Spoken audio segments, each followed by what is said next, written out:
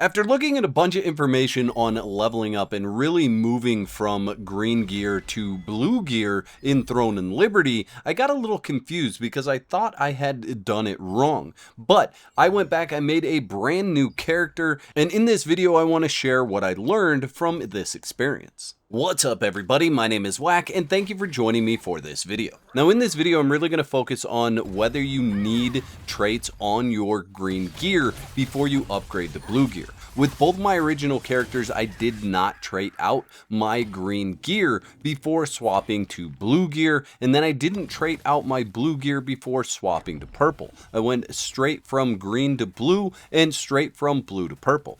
Now it is important that you upgrade all of your equipment prior to swapping and then use that equipment to transfer into the higher grade gear. For example, if you're switching your helmet from green to blue, you would want to upgrade your green helmet all the way and then transfer the upgrade to your blue helmet. However, what I wasn't clear on was whether or not I really needed to trait my green gear prior to moving to blue. And the answer is kind of multifaceted here. If we take a look at what would happen if I upgraded or transferred my green ring into the blue ring, you can see that I would get 300% to my blue ring for leveling, but I'd only get 72 blessings. And the blessing comes from those traits being fully leveled up. Now 72 blessing isn't anything to stick your nose up at, but the amount of time and the amount of effort put into just getting the ring fully traded up is quite a bit. If you decide that you want to fully trade out your green gear, what you're going to want to do is go to the Starlight Observatory Ruins. This contract manager has the lithographs for weapons, accessories, and armor in the contract rewards. So as you can see, there's a weapons lithograph there and an armor lithograph there. Just so you know, the most expensive lithograph to buy from the contract merchant happens to be the weapons lithograph. So if you're going to buy some and earn others, you can buy the accessories and the weapons for 50 of the contract tokens. And then the armor ones, I recommend just coming down here and doing the contracts for those lithographs. Additionally, you want to look for the quality rare material selection chest so that you can use those in crafting all these items. And then for this test, I just focused on leveling up one ring. So I'm just going to make an absolute ton of that exact same ring. But the other nice thing about farming in these locations that the contracts are going to send you is these enemies that you'll be killing in this area have a chance to drop the exact same armors that you're already wearing, so you could end up getting more of your armor traded out by using those drops. Now there's a couple of things to look out for when you are crafting. The first thing you should watch for is a great success. Anytime you have a great success, you are able to sell that item on the auction house, and you can decide whether you want to do that once you hit level 40. The other thing is that this process is all RNG. Just because you're crafting the same ring does not mean you're going to get the same traits on all of those rings. You'll want to be particular about looking at which traits you want to combine for your build. I would argue that really it doesn't matter because you are just going to end up using those rings for blessing in a blue ring. So what traits you have on it isn't really going to make a whole lot of difference. You're not going to stay in green gear for a long time in Throne and Liberty. When you get into blue gear, that's where the traits are really going to matter a lot more, because it's likely that you're going to be in blue gear for a long time before you find your best in slot purple gear and you are actually ready to transfer over to it. Using green gear on purple gear is only going to get you 8 total blessing for that item. You can see I have 97 blessing, and when I click enchant, it will give me a total of 8, so I have 105 blessing. In order to have a 100% success chance to upgrade a purple item from an item that is lower tier, you need 500 blessing.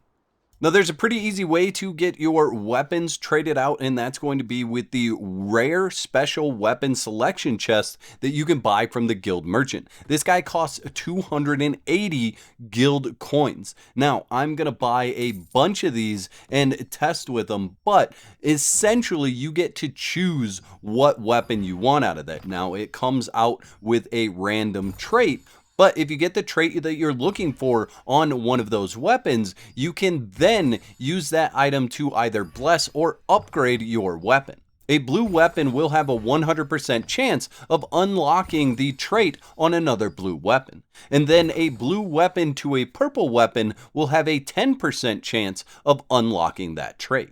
And if you don't unlock that trait going from blue to purple, the blue weapons are going to give you 40 blessing.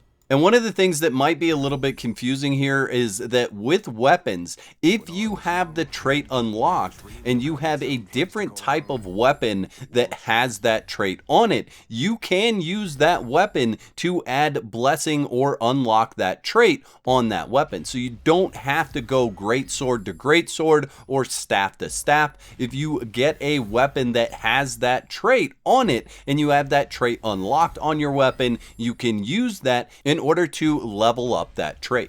So I want to circle back to how important it is to level up your green weapons and armor and everything. If we look at this example, this is a blue weapon that's fully traded going into a purple weapon. You can see I will have 960 blessings transferred into it. However, I didn't transfer any blessing into this blue weapon. If I had done that, I would have an additional 72 blessing on this weapon, putting me up over the 1,000 mark for total blessing. And that means I could instantly use 2 green items or 2 blue items to unlock or boost the traits that I have on the purple weapon. So in my opinion, making sure that your greens are fully traded out is very important. It's actually one of the areas of the game where there's the least amount of RNG in the entire process because you can actually just craft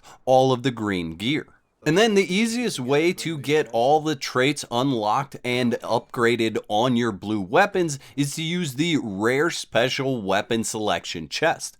And this will allow you to upgrade those different traits. Obviously, there's still some RNG in it, but at least you're taking out the RNG of waiting for a blue weapon to drop while you're killing mobs. And you could do this for 2 different weapons. Obviously, you have to have the same weapon type to unlock that trait, but once that's unlocked, you only need the trait from any weapon. So you could unlock all the traits and then just open the chests for a single type of weapon, and then use that weapon to then upgrade the rest of your traits.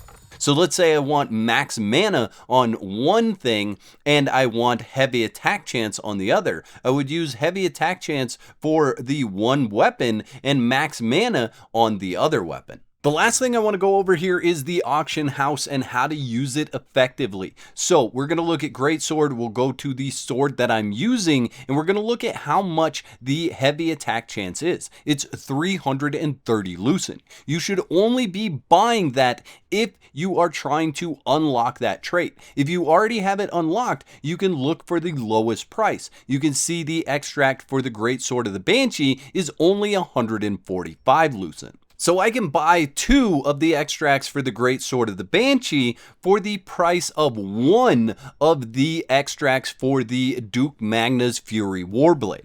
So like I said, if you're trying to unlock it, buy it for the same weapon. But if you are trying to just upgrade it, do a little bit of time looking around at the different extracts to see which extract actually has the lowest price.